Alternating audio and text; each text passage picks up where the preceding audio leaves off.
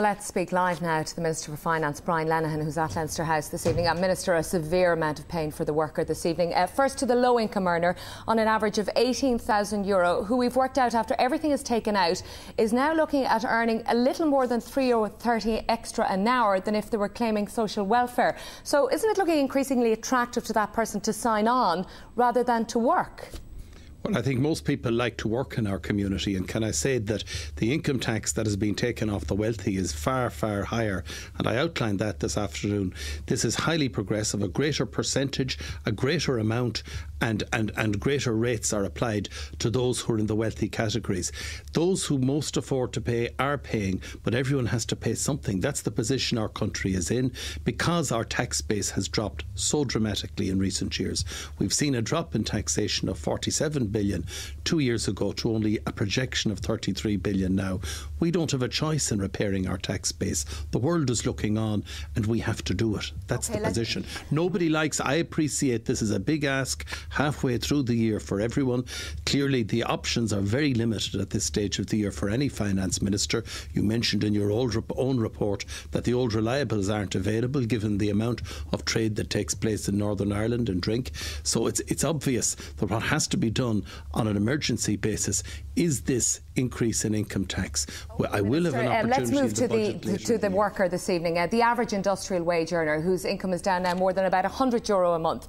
He or she who isn't responsible for this crisis at all, what's your message to them? Why should they pay? Why should they take the pain? No, we all have to pay because we have a country and we have a country that has to compete with other countries where people are paid a lot less than our country.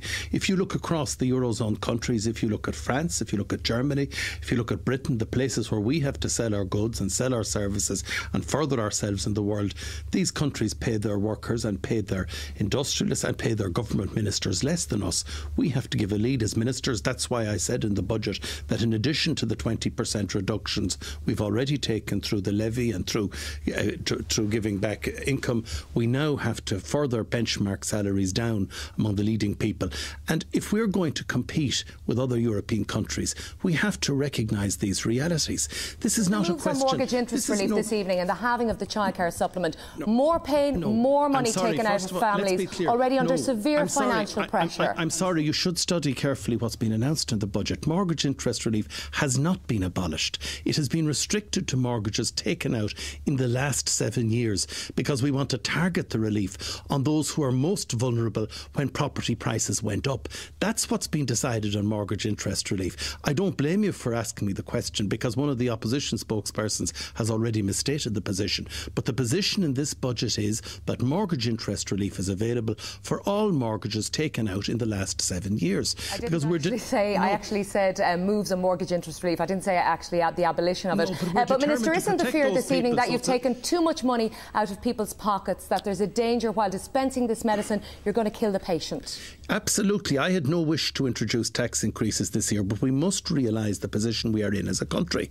We will not be able to borrow further on world markets unless we show that we'll credibly deal with our public finances. Now, if your tax base has collapsed from 48 billion to 33 billion, anyone looking in at Ireland would expect us to repair that and to show that we are prepared to contribute to the stability of our state and the financial stability of our state and to ensure that we are in a position to pay our way in the world. That's essential.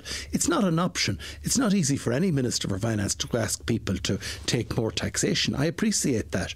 By European standards, our taxation is still below average on many, many counts, but there has been an increase in taxation here. I accept that. There have also been reductions in expenditure, and there's a clear programme of action for the government now in ensuring that there are further expenditure reductions and that the balance will fall on expenditure in the years ahead more than taxation. OK, Minister for Finance Brian Lenihan there, we leave it.